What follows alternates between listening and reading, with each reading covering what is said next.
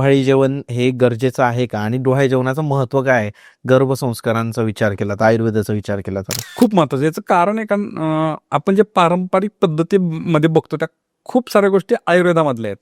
परंपरेने काय थोड्या मॉडिफाय होत येऊन पण नंतर बदलत जातात. डोहाळे जेवण हा प्रोग्राम साधारणतः 7व्या महिन्यात केला जातो आणि बाळाचे सगळे ज्ञानेंद्रिय पंच ज्ञानेंद्रिय जे आहेत म्हणजे डोळे, कान, जीभ, स्पर्श करणं हे सगळे ना पाचही त्याचे ज्ञानेंद्रिय ना 6व्या महिन्यात पूर्ण विकसित झालेले असतात आणि म्हणून 7व्या महिन्यात नंतर ते डोहाळे जेवण केलं जातं. आता ते बाळाला सगळं कळतंय म्हणजे पाचही ज्ञानेंद्रियांचा तो एक्सपिरियन्स त्याने बाळाने केला पाहिजे असं त्याच्या पाठीमागे लॉजिक आहे.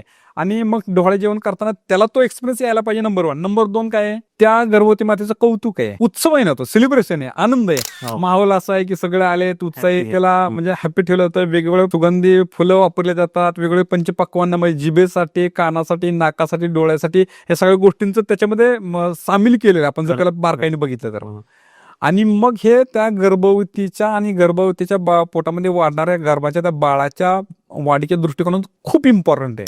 अडचण काय माहितीये का, आपल्याकडे डोहाळे जेवण एकच दिवसापुरतं मर्यादित राहिले. मेट्रो सिटीमध्ये तर शॉर्टच इव्हेंट असतो ना, म्हणजे तो निमित्त झाला म्हणजे नाही हे आता परंपरेत चालत आले म्हणून करतो. त्याचा ऍक्च्युअल जो इम्पॅक्ट बाळावरती ना डोहाळे जेवण केलंच पाहिजे. पण ते डोहाळे जेवणामध्ये ज्या गोष्टी आपण करतो आणि त्या गोष्टी तिथून पुढे ते टिल डिलिव्हरी मेंटेन करणं खूप गरजेचं आहे. आणि मग गर्भसंस्कार म्हणून तर गर्भसंस्काराचं इम्पॉर्टन्स दिवसेंदिवस वाढत गेलं.